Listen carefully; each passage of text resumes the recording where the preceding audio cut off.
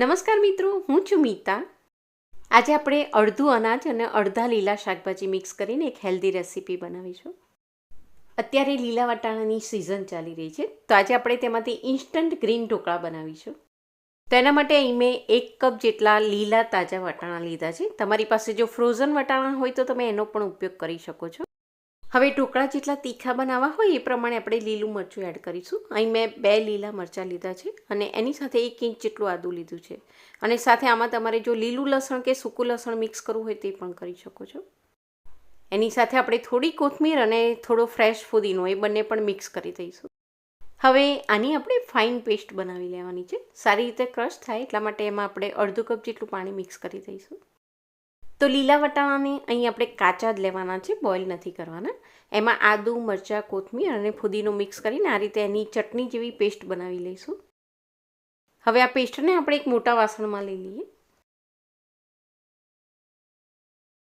હવે આ જારમાં થોડી પેસ્ટ રહી ગઈ છે, એમાં હું થોડું પાણી મિક્સ કરીને એને પણ આમાં મિક્સ કરી દઉં છું.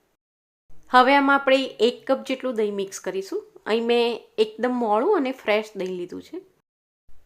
દહીંની બદલે અહીં તમે પાણી મિક્સ કર્યા વગરની જે એકદમ જાડી છાશ આવે છે તે પણ લઈ શકો છો. તો આજે આપણે આથો લાવ્યા વગરના ઇન્સ્ટન્ટ ઢોકળા બનાવી રહ્યા છીએ, એટલે આમાં આપણે લોટની બદલે સોજી મિક્સ કરીશું. સોજીમાંથી તમે ઢોકળા બનાવશો તો એ ઢોકળા એકદમ સોફ્ટ અને ખૂબ જ ટેસ્ટી પણ બને છે. અહીં મેં 1.5 કપ જેટલી સોજી લીધી છે અને સાથે આપણે 1/4 કપ જેટલું બેસન પણ લઈશું. સોજી થોડી કરકરી હોય છે, એટલે એમાં તમે થોડું બેસન મિક્સ કરશો તો એનાથી ઢોકળા એકદમ સોફ્ટ બનશે. હવે આમાં આપણે સ્વાદ પ્રમાણે મીઠું મિક્સ કરી દઈશું. એની સાથે 1 ચમચી જેટલો અજમો અને 1 ચમચી જેટલો અહીં મેં મરીનો પાવડર લીધો છે. અને ખીરાની અંદર જ આપણે 2 ચમચી જેટલા તલ પણ મિક્સ કરી દઈશું. તલનો ક્રંચ છે એ ઢોકળામાં ખૂબ જ સરસ લાગશે. હવે આ બધું જ આપણે સરસ રીતે મિક્સ કરી દઈએ. સોજીનો એક ગુણ છે, એ ખૂબ જ પાણી એબ્સોર્બ કરે છે અને જેટલું એ પાણી એબ્સોર્બ કરશે એટલું જ એ વધારે ફૂલીને સોફ્ટ બનશે. તો ઢોકળાને આપણે એકદમ સોફ્ટ બનાવવા માટે સોજી છે એને આપણે બરોબર ફૂલવા દઈશું.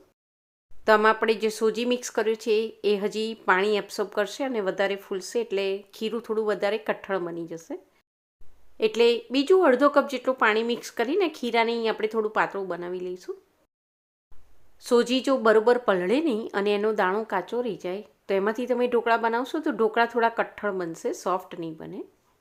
એટલે સોજીને પલળવા માટે આપણે અડધો કલાક માટે ઢાંકીને એને રેસ્ટ આપીશું. ખીરામાં સરખું પાણી નાખીને સોજીને આપણે અડધી કલાક માટે રેસ્ટ આપ્યો, એટલે જુઓ સોજી બરોબર પલળી ગઈ છે, એનો દાણો એકદમ સોફ્ટ થઈ ગયો છે અને ખીરું છે એ પહેલાં કરતાં થોડું વધારે થીક પણ બની ગયું છે. અહીં મેં 2 ચમચી જેટલું ગરમ તેલ લીધું છે. આ તેલને પહેલાં આપણે ખીરામાં બરોબર મિક્સ કરી દઈશું અને એ પછી જ એમાં આપણે ઈનો મિક્સ કરીશું. તો આ રીતે ખીરાની અંદર તમે થોડું ગરમ તેલ મિક્સ કરી દેશો ને તો એનાથી તમારા ઢોકળા એકદમ સોફ્ટ બનશે અને ખાતી વખતે બિલકુલ ગળે ડૂમો પણ નહીં વાજે. આ બાજુ મેં સ્ટીમરમાં પાણી પણ ગરમ કરવા મૂકી દીધું છે. અહીં ગેસને આપણે હાઈ ફ્લેમ પર જ રાખીશું અને આ પાણી ઉકળે ત્યાં સુધીમાં આપણે ખીરાની અંદર ઈનો મિક્સ કરી દઈએ. અહીં મેં 1 ચમચી સિમ્પલ ઈનો લીધો છે. ઈનોની બદલે અહીં તમે બેકિંગ સોડા પણ લઈ શકો છો. એની ઉપર હું અહીં 2 ચમચી જેટલું પાણી નાખી દઉં છું. એનાથી ઈનો સરસ એક્ટિવેટ પણ થઈ જશે અને ખીરું થોડું પાતળું પણ બની જશે. ઈનો નાખ્યા પછી ખીરાને અહીં આપણે અડધી મિનિટ માટે સતત આ રીતે હલાવી લઈશું. એનાથી શું થશે કે આ ખીરાની અંદર થોડી હવા ભરાશે ને ખીરું ફૂલીને એકદમ ફ્લફી બની જશે અને એના કારણે જ ઢોકળામાં ખૂબ જ સરસ જાળી પડતી હોય છે. તો અહીં આપણું ગ્રીન ઢોકળા માટેનું ખીરું હવે તૈયાર થઈ ગયું છે. તો સિમ્પલ સફેદ ઢોકળા તો હંમેશા આપણે બનાવતા જ હોઈએ છીએ. એકવાર તમે આ રીતે ગ્રીન ઢોકળા બનાવીને પણ ટ્રાય કરી જોજો. આ ઢોકળા ટેસ્ટમાં ખૂબ જ સરસ લાગે છે અને અંદર આપણે ગ્રીન વટાણા નાખ્યા છે એટલે ખૂબ જ હેલ્ધી પણ બને છે. લીલા વટાણામાં કુદરતી પ્રોટીન રહેલું છે અને એમાંથી લગભગ બધા જ પ્રકારના વિટામિન્સ આપણને મળી રહે છે. તો આ રીતે સ્ટીમરમાં પાણી બરોબર ઉકળે એ પછી જ આપણે તેમાં પ્લેટ સેટ કરીશું અને ગેસને અહીં આપણે એકદમ હાઈ ફ્લેમ પર જ રાખીશું. લગભગ 15 થી 20 મિનિટ માટે આને આપણે સ્ટીમ કુક થવા દઈશું. હવે ઢોકળા બરોબર ચડ્યા છે કે નહીં એને આ રીતે આપણે નાઈફની મદદથી ચેક કરીશું. નાઈફ એકદમ ક્લીન આવે તો મતલબ કે ઢોકળા સરસ ચડી ગયા છે.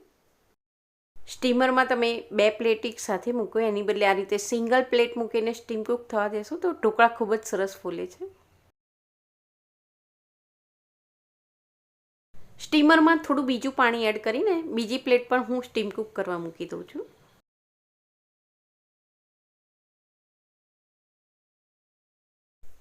તો અહીં આપણા ગરમા ગરમ ઢોકળા હવે તૈયાર છે. એમાંથી થોડી વરાળ નીકળી જાય પછી હવે આપણે તેને કટ કરી લઈશું. આ ગરમા ગરમ ઢોકળાને જો તમારે વઘારવાના હોય તો એની પર તમે થોડું કાચું સિંગ તેલ લગાવીને પણ ખાઈ શકો છો. એ પણ ટેસ્ટમાં ખૂબ જ સરસ લાગશે. આ ઢોકળા આપણે આથો લાવ્યા વગર ઇન્સ્ટન્ટ બનાવ્યા છે.